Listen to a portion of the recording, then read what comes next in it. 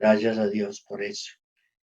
Bueno, vamos a mirar esta mañana un tema sobre la misión evangelística que nos corresponde hacer y que todos los cristianos debemos hacer. Y vamos a leer un versículo que está aquí al comienzo de una disertación que el apóstol Pablo dio a la iglesia de los Corintios en la segunda carta. En esa segunda carta, después de haberlos exhortado tanto y haber corregido varias cosas que estaban pasando en la iglesia de Corinto, eh, y que estaban precisamente ocurriendo en la iglesia de Corinto y que estaban afectando la misión evangelística. En la segunda carta, él los consoló y también les habló de ese encargo que Dios ha dado a la iglesia. Dios ha dado ese encargo a la iglesia.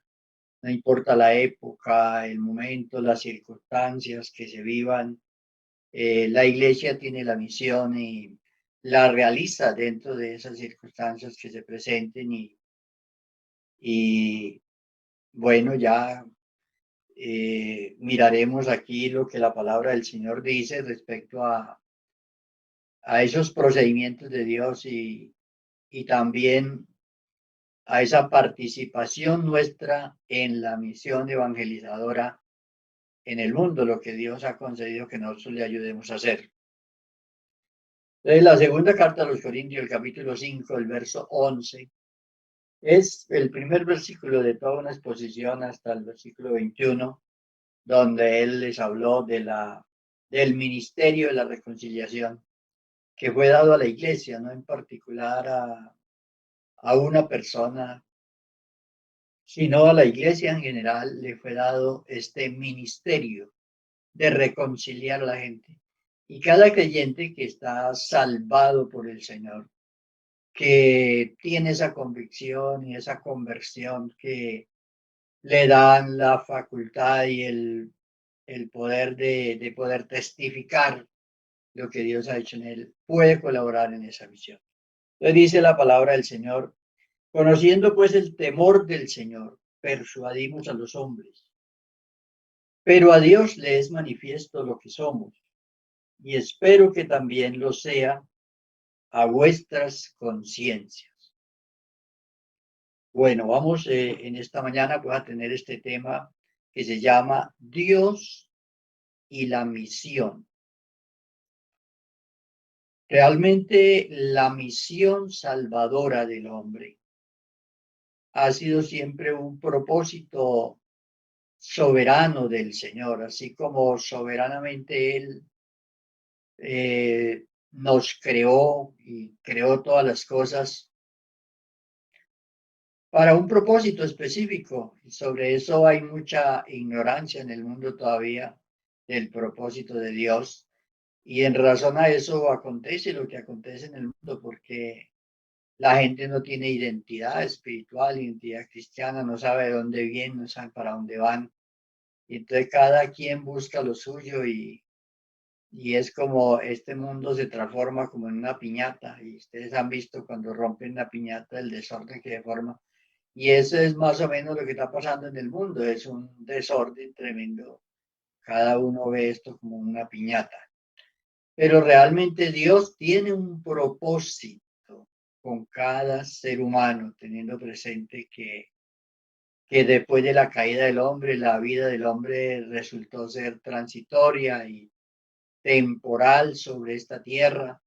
Entonces, se hace necesario que los seres humanos pongan su mirada en las cosas eternas, porque las de la tierra, por más que nos afanemos por ellas y las cuidemos y todo, son temporales y van a pasar y por más que las cosas de esta vida ofrezcan deleite y alegría a las personas, todo eso se torna pasajero.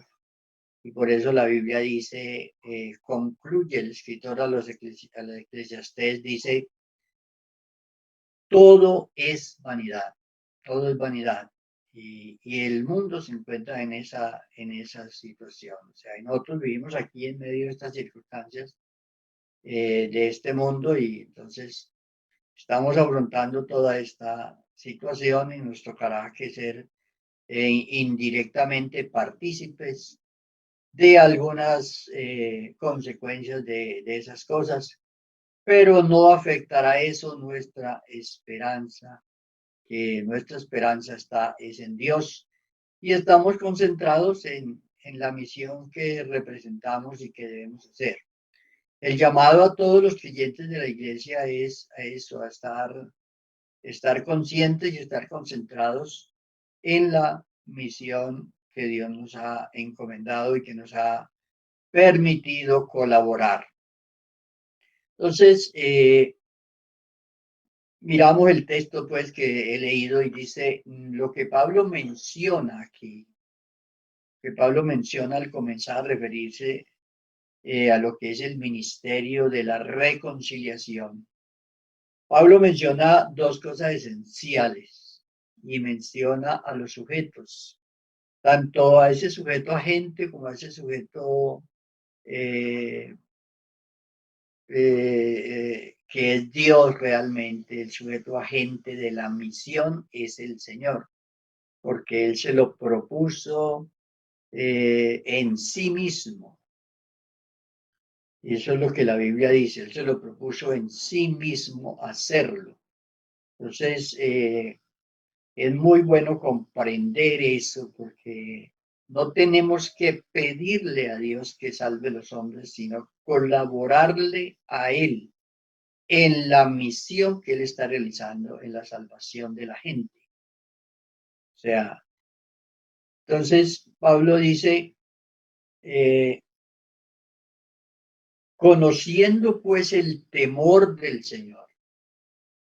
El temor del Señor es todo realmente lo que Él ha provisto para la salvación de la gente, tanto lo que Dios le da, lo que Dios nos da y también lo que nos exige. Eso comprende el temor del Señor. Entonces, conocer realmente cómo es esa forma y esa posibilidad que el ser humano se relacione con Dios.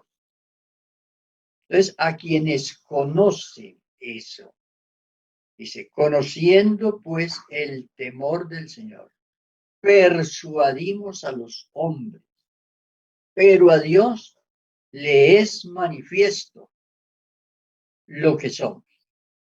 Entonces hay una participación soberana, directa, una participación de Dios en esta misión, una autoría de la misión que es propia de Él. En la medida que nosotros comprendamos lo que Dios hace, lo que nosotros podemos colaborar en la misión podría ser eficaz y cumplir realmente el objetivo y el propósito que Dios se ha puesto en sí mismo. Entonces, Pablo menciona esos dos agentes, en este caso sujetos agentes de la misión. Dios como autor de esa salvación y nosotros como colaboradores del Señor en esa misión. Ahora, en referencia a lo que Dios hace, tenemos que mirar entonces los procedimientos de Dios relacionados con la causa de esa misión salvífica o salvadora. De mirar esos procedimientos de Dios que establecen principios.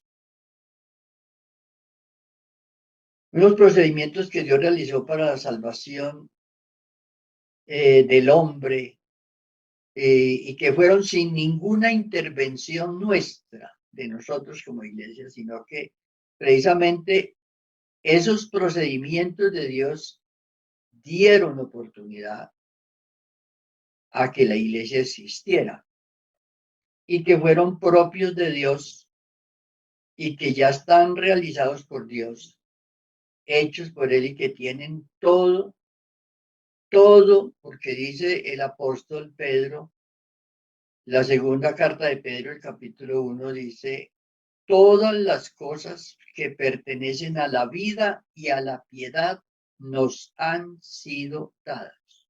Todas las cosas que pertenecen a la vida que hemos recibido y a la piedad que es el ejercicio de la fe, de ser creyentes en Él. Entonces, esto ya ha sido realizado por Dios.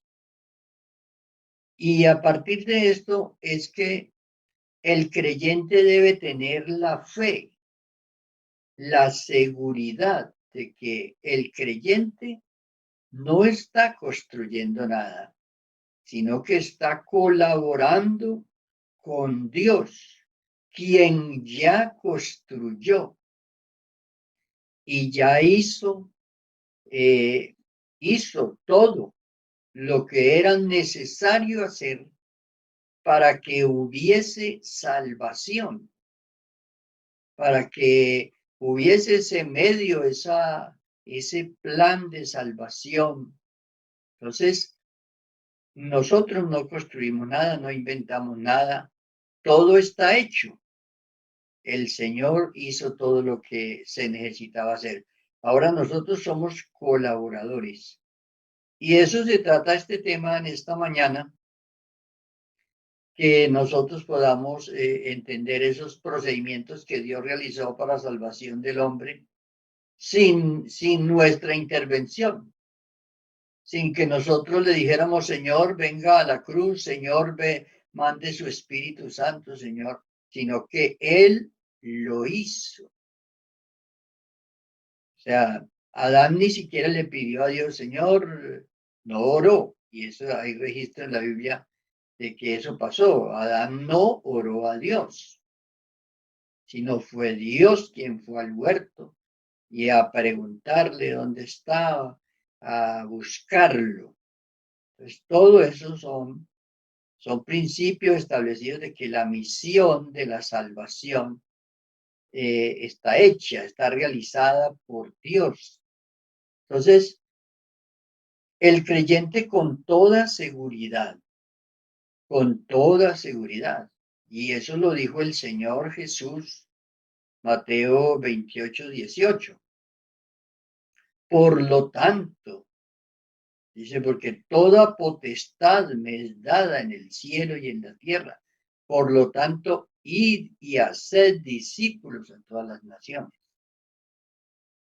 Entonces, lo primero que un colaborador del Señor debe tener es esa seguridad de lo que Dios realmente ha hecho y que esta salvación es un propósito de Él. Que yo no estoy haciendo posible que una persona sea salva. Si yo lo evangelizo, si yo le hablo el evangelio, estoy haciendo posible. Pero en realidad quien convence a esa persona es el Señor Jesucristo. O sea, yo no le doy la salvación, se la da el Señor. Yo puedo colaborar en eso. Entonces, aquí cada creyente tiene ese privilegio, esa responsabilidad, porque Dios le ha dado a la iglesia el ministerio de la reconciliación. Entonces, lo que la Biblia enseña es que estos procedimientos que Dios hizo, el manifestarse en carne, morir en la cruz, resucitar, enviar su Espíritu Santo para que haga la obra de la convicción de los hombres. Todo esto lo que la Biblia enseña es que a Dios también, y toda persona que me está oyendo hoy y que no es creyente o que está simpatizando, debe saber que toda esta demostración del amor de Dios en todo lo que Él realizó y que lo hizo soberanamente para nuestro bien, eso le da a Él ese nombre de ser nuestro Salvador, nuestro Redentor, pero también le da el nombre de ser nuestro juez, porque Él es el juez de todos los hombres, Él es el juez de toda la creación, así como Él es el Salvador. Entonces, por eso la Biblia establece que no hay excusa, no hay excusa, o sea, nadie tiene excusa. Y a la vista están los procedimientos que Dios ha realizado, esos procedimientos salvíficos que son solamente posibles, realizables por Él. Ningún ser humano los podía hacer, pero los hizo en virtud de que nos ama, que ama al ser humano. Amigo, Dios lo ama a usted, lo ama, lo ama.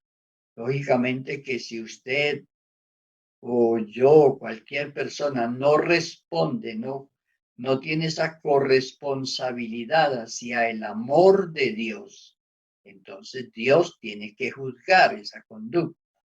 Dios tiene que juzgar esa acción de rechazo a las cosas de Dios. Entonces no es que Dios sea malo y que Dios quiera hacerle mal a nadie, sino que Él es justo y en su justicia hace estas dos cosas, pero primero le da la salvación al hombre y la oportunidad de que sea salvo. No lo va a juzgar sin darle una oportunidad. Entonces, esos son los principios que establece esto de que Dios sea ese sujeto agente de la salvación, como autor de la salvación. Es la manifestación de Dios en carne y ese propósito que tiene esa manifestación de Dios en carne. No se debe pasar por alto ese hecho tan grande. Eso es lo más grande que ha sucedido, lo más grande en cuanto a milagros, a manifestaciones de Dios. Dios ha hecho muchos milagros y muchas obras grandes en los antepasados, en nosotros, pero el hecho de que Dios asumiera nuestra humanidad y viniera y estuviera aquí y fuera también participara. Esto es lo más grande porque Dios no tenía que hacer eso, sino que lo hizo por amor a la salvación del hombre, por amor a esa criatura a quien hizo a semejanza, a imagen y semejanza de él y que voluntariamente el hombre escogió hacer caso mejor a su voluntad propia y no a la de Dios. Entonces se vino toda esta tremenda situación de el dolor, la muerte física, las crisis, las enfermedades y el deterioro mismo del mundo por la imperfección y la perversión de todas las cosas.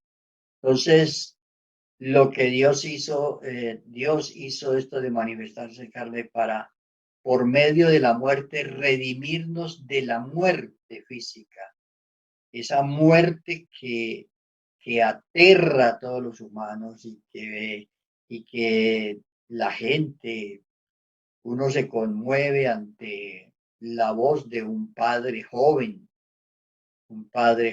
con COVID, por ejemplo, pensando en sus niños que están pequeños, pensando en su esposa que está joven, pensando en ellos y decir, pienso en ellos, me voy a morir, van a quedar solos. Bueno, de todas las maneras, en cualquier época o edad de la vida, la muerte física es aterradora porque es la separación, pero fue la consecuencia del hombre no haber prestado atención porque Dios le advirtió y dijo, el día que pecares, morirás. El día que hagas esto, vas a morir porque la única forma que no mueras es que tú seas obediente. Y fue desobediente, entonces vino la consecuencia. Entonces, en este momento, por ejemplo, en todas las épocas la muerte es aterradora, pero en este momento que están muriendo muchos conocidos y personas que presuntamente pues uno piensa que no se debieran morir todavía. Entonces la gente tiene mucho temor sobre esto, pero el Señor vino precisamente a librar al hombre de ese terror de la muerte y por eso Él resucitó de entre los muertos, ofreciendo esa oportunidad de una vida nueva, una vida eterna con Él.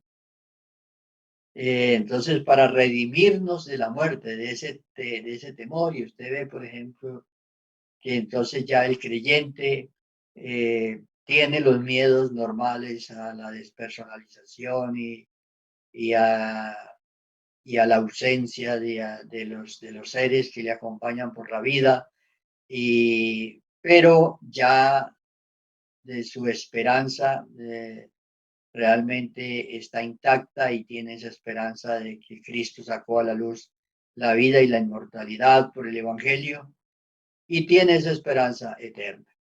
Segunda cosa que por la cual o que Dios nos concedió por su muerte, esa manifestación de Dios en carne, fue concedernos una nueva naturaleza. Él participó de esta naturaleza humana porque nosotros, los seres humanos en Adán, perdimos mucho porque Dios hizo al hombre a imagen y semejanza, pero el ser humano, y lo hizo con una libertad maravillosa, un libre albedrío que el hombre puso mal y lo perdió, y entonces quedó esclavizada su conciencia del pecado. Entonces, Dios vino a ofrecernos una nueva y a concedernos una nueva naturaleza, que es lo que se configura o se enseña, se muestra en esta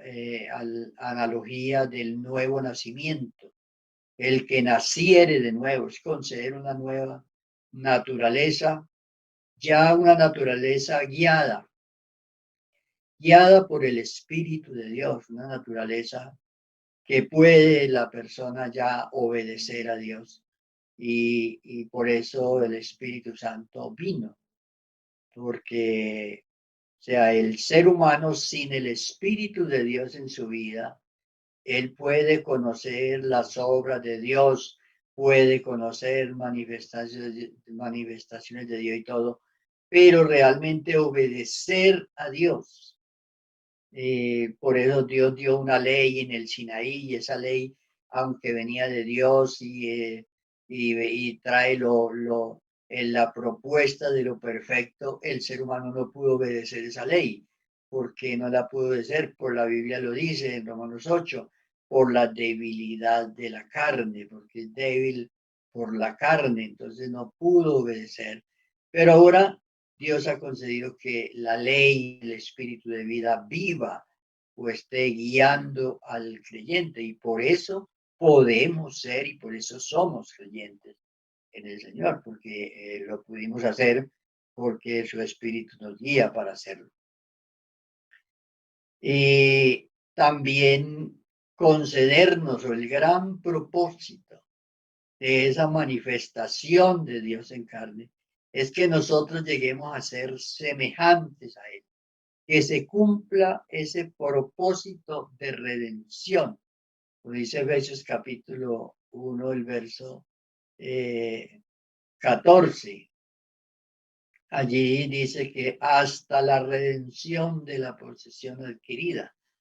O sea, tenemos ahora una posición en Cristo Jesús, pero se está esperando esa redención y es realmente cuando salgamos de acá, de este mundo, de todas estas limitaciones, de pesos, que tenemos que liberarnos del pecado que nos asedia y que salgamos de todas estas circunstancias humanas en las que vivamos y podemos llegar a ser semejantes a Él, ya en perfección. Entonces, esas tres cosas es las que eh, están ahí en esa manifestación de Dios en carne, la redención de la muerte, el conceder una nueva naturaleza y el que se cumpla ese propósito que Dios inicialmente tuvo con el hombre, que el hombre se mantuviera en perfección y poder tener con él comunión y una comunión eterna, porque eso fue lo que Dios se propuso desde el comienzo. Entonces, esto va a ser realizable y va a ser posible y se va a alcanzar. O sea, cuando Cristo se manifieste, dice la Biblia, cuando Él se manifieste, seremos semejantes a Él. Dice primera de Juan, capítulo 3, verso 3. Entonces, seremos semejantes a Él y lo seremos, ¿por qué? Porque realmente eso que Dios se propuso. O sea, Dios no vino a este mundo eh, porque, bueno, porque no tenía nada que hacer. Él vino con un propósito específico y asumir esa condición humana y morir, ir a la cruz y morir.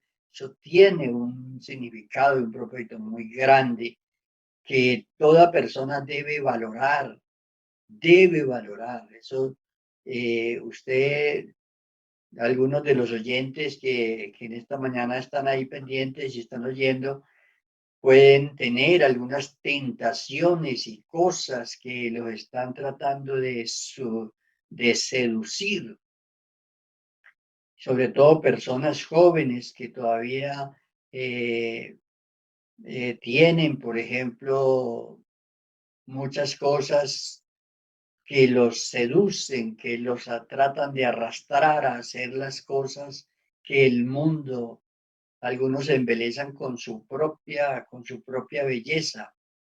Unas personas se embelezan con eso, pero mis amados hermanos y amigos, todo es vanidad, todo es pasajero. Aquí la única razón por la cual nosotros somos importantes es que Dios esté en nuestra vida.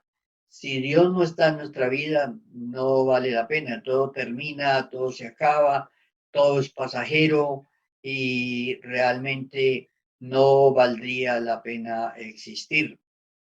Pero gracias a Dios, que Dios ha abierto los ojos nuestros y podemos ver que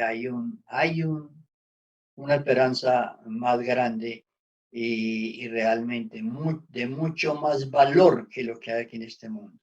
Sé que hay personas que tienen conflictos interiores en su vida, tienen conflictos por el sexo, porque realmente a veces viven pensando en otra mujer fuera de la esposa, pensando en otros hombres fuera de su esposo, pensando esto, y tienen conflictos tremendos con esto, y entonces dicen, no puedo ser fiel, el otro con esclavitud de cosas, pero yo le digo hoy, déjese liberar del Señor, déjese liberar. Él quiere liberarlo, Él quiere sacarlo y para eso Él murió en la cruz. Ahora, después de la muerte y resurrección de Jesús, vino el Espíritu de Dios. Nosotros encontramos en la Biblia la venida del Espíritu Santo. ¿Por qué vino Él? Entonces, hay que comprender eso. ¿Cuál es el propósito?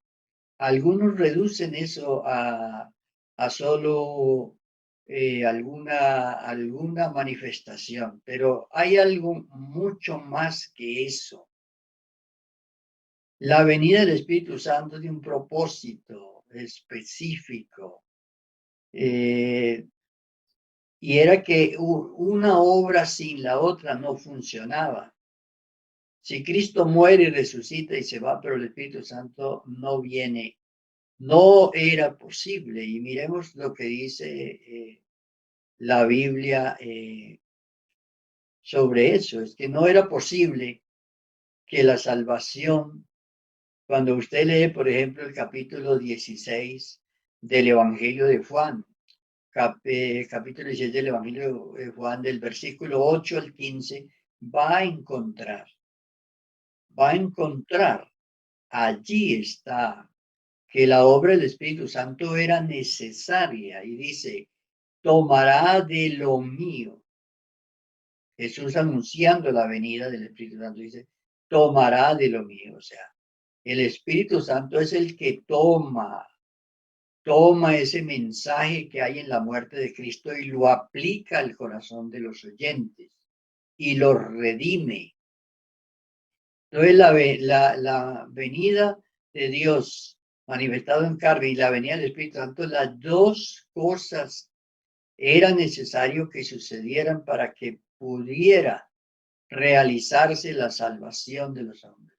Una para proveerla y la otra para aplicarla a los hombres. Entonces, en eso ha habido hasta ignorancia, que algunos dicen, se puede salvar sin esto, se puede salvar sin aquello, puede, pero no estamos autorizados para decir esas cosas, estamos autorizados para predicar lo que la palabra de Dios enseña y dice. Pero era necesaria la obra del Espíritu Santo en la persona, es necesaria. Sin ella no puede la persona ser adoptada. Sin ella la persona no puede ser guiada. Sin ella la iglesia no puede mantenerse unida. Ese es el propósito de la obra del Espíritu Santo, realizar la adopción de hijos. Eso lo dice 2 Corintios, donde dice el que dice, somos hijos de Dios, o sea, hemos sido adoptados por Él. Dice, por cuanto, dice, Dios envió a vuestros corazones el espíritu de su Hijo. El espíritu de su Hijo no tiene que decir que es otro espíritu, sino que es el propósito de Dios. Adoptarnos. Ese texto de lo que está hablando es de la adopción. Entonces, dice, por cuanto sois hijos, Dios envió vuestros corazones el Espíritu de Dios. Por cuanto hubo esa obra de que Dios se manifestó en carne, se hizo hijo. Él nos hace hijos y envía a nuestros corazones ese propósito, se cumple en nosotros para que seamos hijos. Entonces el Espíritu de Cristo es ese propósito de Dios de hacernos hijos en Él. Entonces, por eso Dios ha enviado en sus corazones ese propósito que está, que el Espíritu Santo de Dios nos llame a la salvación como nos llamó, nos adopte, nos haga hijos de Dios. Y entonces, siendo hijos, ahora Él cuida de nosotros. Entonces hizo esa adopción. La adopción era que nosotros como gentiles no teníamos porque no teníamos promesas. Las promesas y todavía han sido dadas al pueblo de Israel.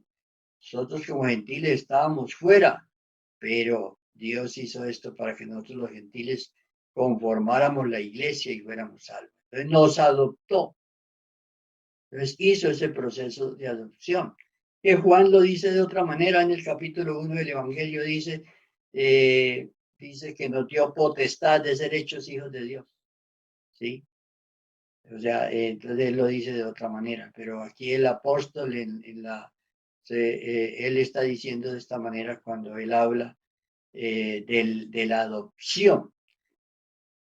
También dar la ley, o como ustedes pueden leer en el capítulo 8 de Romanos, el Espíritu Santo vino para dar la ley que nos debe guiar a nosotros.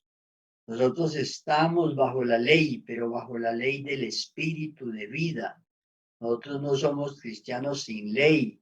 Somos cristianos que tenemos una ley que nos guía, que nos guarda, que nos mantiene unidos a Dios. Entonces esa ley del Espíritu, así como el antiguo pacto tuvo una ley que fue dada en el Sinaí, el nuevo pacto tuvo una ley que Dios dio a la iglesia y es enviar y dar a su Espíritu para que Él more en el creyente y lo guíe. Es una ley que hay, que está en nosotros y nos guía a la vida eterna. Por otro lado, el Espíritu Santo el Espíritu es el que mantiene unida la iglesia. Entonces, por eso la iglesia, la Biblia habla de la unidad del Espíritu. El espíritu, el propósito. Y ahí está esto que tiene que ver con la misión evangelizadora del mundo, porque el propósito de Dios y la razón por la cual la iglesia está en el mundo es para que haga la misión evangelizadora del mundo.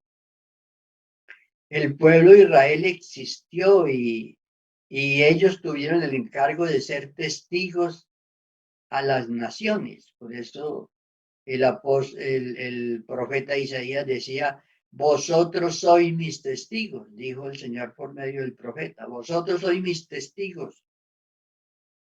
O sea, él los escogió como testigos, pero ellos no realizaron la misión porque el Espíritu de Dios no moraba en ellos. Por eso cuando se muestra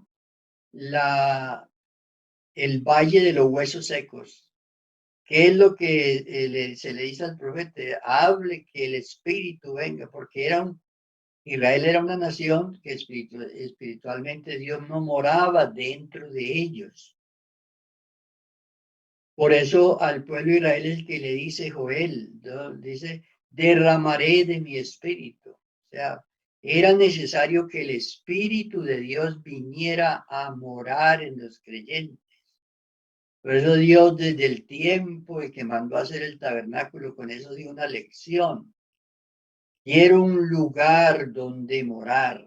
Quiero un lugar después del tabernáculo, el templo, después Jesús dice, uno mayor que el templo está aquí. Yo soy, él es el tabernáculo de Dios con los hombres.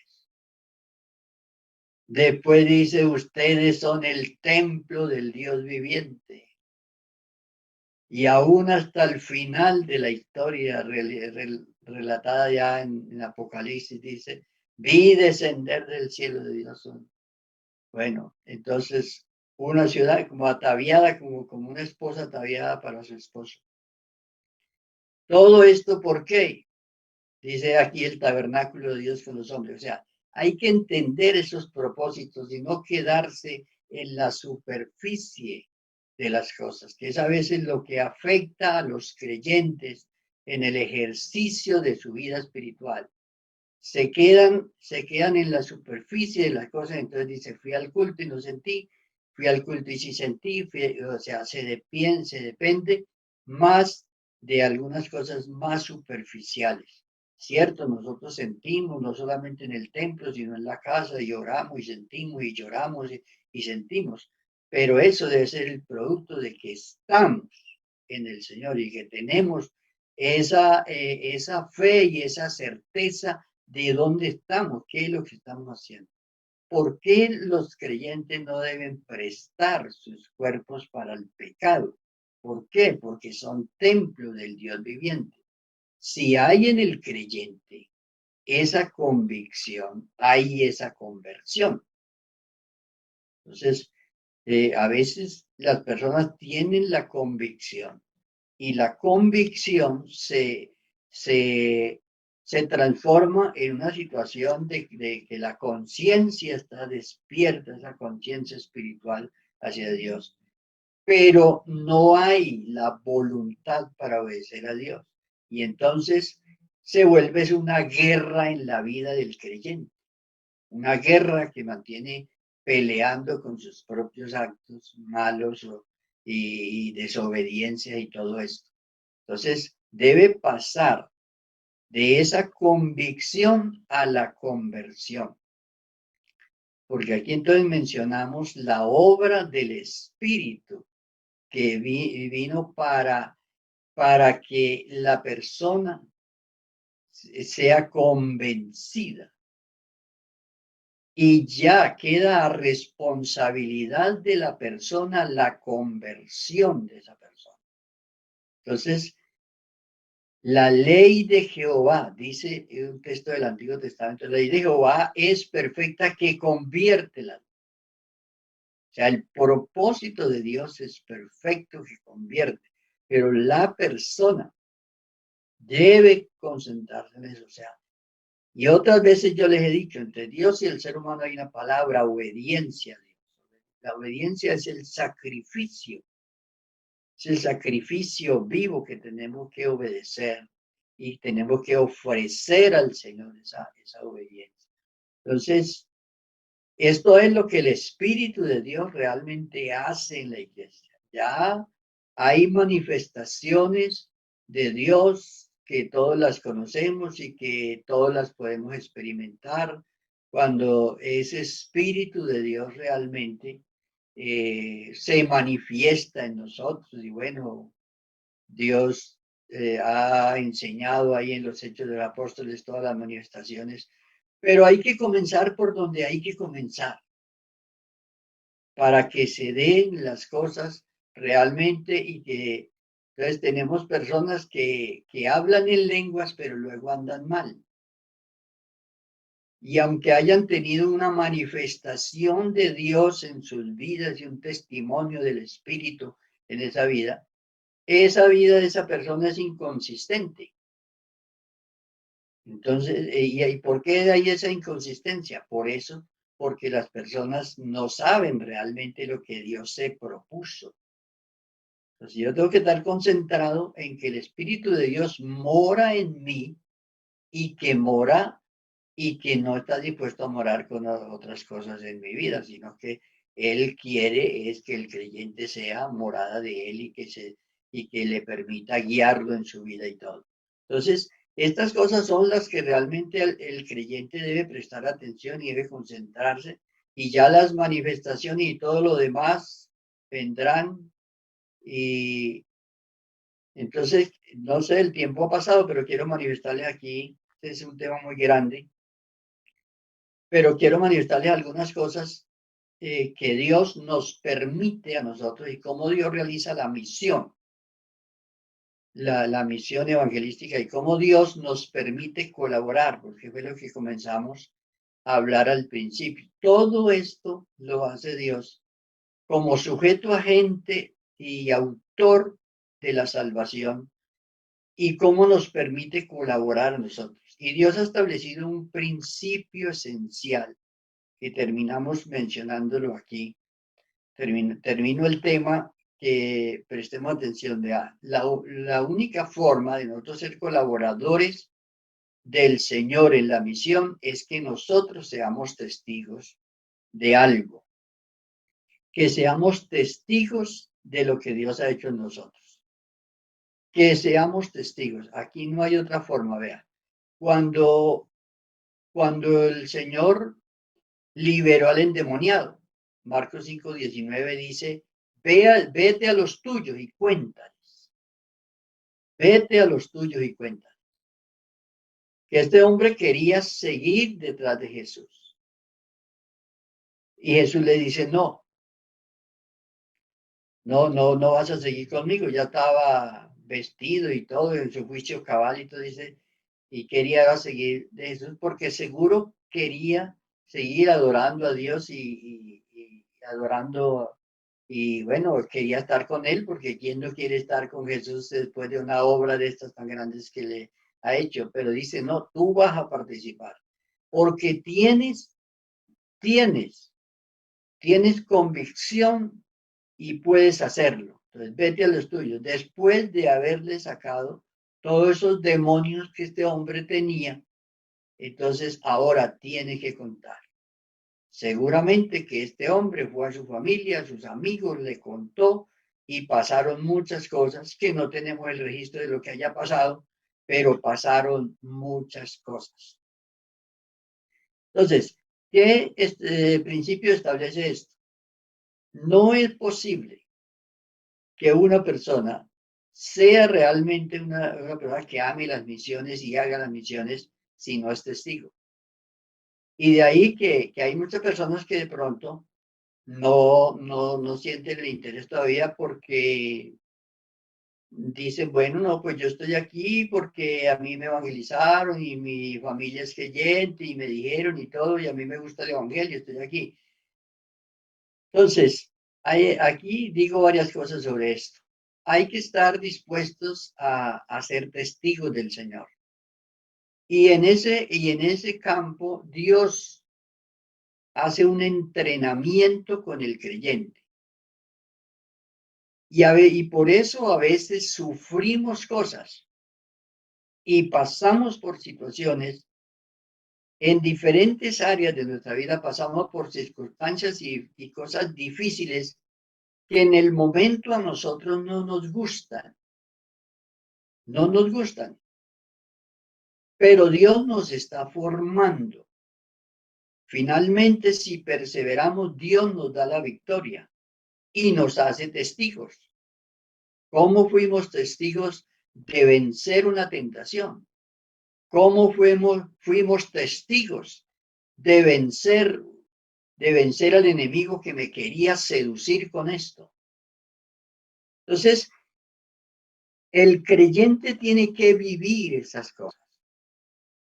O sea, inevitablemente cada creyente para ser testigo, ¿qué es lo que se requiere para ser un misionero familiar, local, donde sea? O sea, no se puede quitar eso. Yo quiero ser un testigo del Señor, pero yo no quiero sufrir, yo no quiero enfrentar tentaciones, yo no quiero. Y entonces inmediatamente que viene una situación de estas, ya estamos preocupadísimos o estamos asustados o estamos queriendo decir no puedo seguir el Evangelio. Yo les digo a ustedes, creyentes antiguos y nuevos, no puede haber testigos si no han pasado por situaciones que realmente lo hagan testigo. Y eso fue lo que se evidenció con los apóstoles. Por eso Jesús estuvo con ellos. Si no, no había tenido 3 años de ministerio con ellos. Por eso no les había dicho que ustedes van a recibir poder, porque tenían que ser testigos. Mire, para poder ser apóstol, la persona tenía que haber visto a Jesús después de resucitado. Cuando fueron a elegir el sucesor de Judas, esa era la exigencia. Bueno, ¿quiénes lo vieron a él resucitado? Sí, porque no puedo decir, no, a mí me contaron. No, no es que me contaron, es que yo viví, es que yo estuve. Entonces, seguramente que usted va a tener problemas, seguramente que usted va a tener dificultades, seguramente que usted se va a enfermar, seguramente que usted va a tener un conflicto que tenga que superar. Cuando superes esto, serás testigo. Y esta es la exigencia número uno para ser colaborador del Señor, que tiene que vivir y que tiene que ser partícipes de los padecimientos de Cristo y de las glorias de Cristo para ser testigos del Señor. Entonces, vete a los tuyos y cuéntales. ¿Por qué? Porque hay algo que decir. Cuando usted lee Hechos de los Apóstoles 4:20, dice, no podemos dejar de decir. La gran presión para los apóstoles en ese momento era, ustedes no pueden seguir hablando de ese Cristo que ya lo crucificaron, ya murió y ustedes dicen que resucitó, pero ya ustedes no pueden seguir hablando de ese Cristo.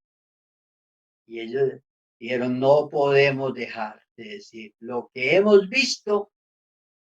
Ellos habían visto a Jesús resucitado, comió con ellos, caminó con ellos, lo vieron.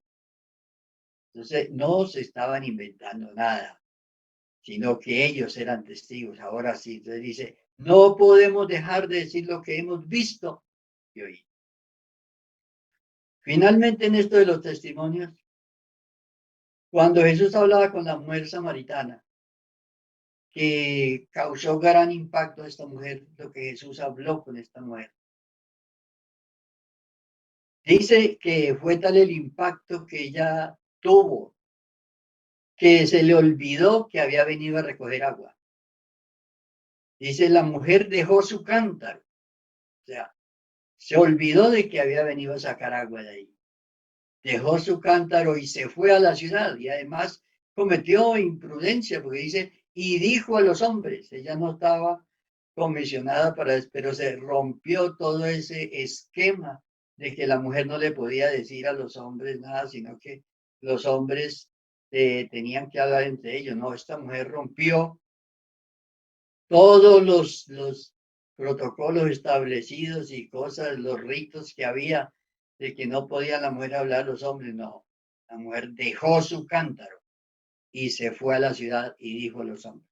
Entonces, solamente después de un gran impacto de Dios en nuestra vida, y por eso la Biblia enseña que la persona tiene que estar lleno de Dios, tiene que ser testigos, tiene que tienen que pasar por situaciones diversas. Y yo ya termino diciendo hoy que con todo lo que está pasando, Dios está metiendo esta generación nueva de jóvenes y de todos. Dios los está pasando por el Jordán. Y yo creo que es el propósito que Dios tiene con todo esto, las cosas que Él permite que sucedan. Porque la iglesia, por ejemplo, toda la generación de cristianos que conocieron y conocimos en parte la persecución de hace algunos años al Evangelio, eso le dio una fuerza para testificar y todo. Pero luego se cayó como en una monotonía de permisos y ya la iglesia está hasta invitada a participar de las cosas gubernamentales y de volver la evangelización mucho más formal a tal punto que es casi como contar una historia. Entonces yo pienso que Dios no deja ninguna generación sin entrenamiento. La primera generación de los israelitas la pasó por el Jordán, la pasó por el Mar Rojo. Y la segunda, que nacieron en el desierto, solamente estaba Josué y Caleb de los que les tocó pasar también el Jordán y conocer que era una experiencia menor, pero era también ver cómo el Jordán se abría y podían pasar. Entonces, mis amados hermanos, esa palabra testigos no es una formalidad, es una exigencia de Dios y que Dios nos ayude y que todo lo que estamos viviendo y está pasando en la iglesia, en el mundo, sabemos que la iglesia va a salir fortalecida espiritualmente, para poder levantar su voz y cumplir la misión que debe cumplir. Bendiciones para todos en este día y que esta palabra nos ayude a fortalecernos y a mantenernos y a no escandalizarnos, a no mantener llenos de quejas y de temor por algo que me pasa, sino decir, aquí estoy aprendiendo, aquí estoy en el taller de Dios, aquí estoy pasando por el desierto. Todos los creyentes, desde Abraham, todos tenemos que pasar por ese salir, por ese ir. Dice, y salió. Todos tenemos que salir, todos tenemos que caminar y tenemos que pasar desiertos. Pero Dios nos ayudará para llegar hasta el final.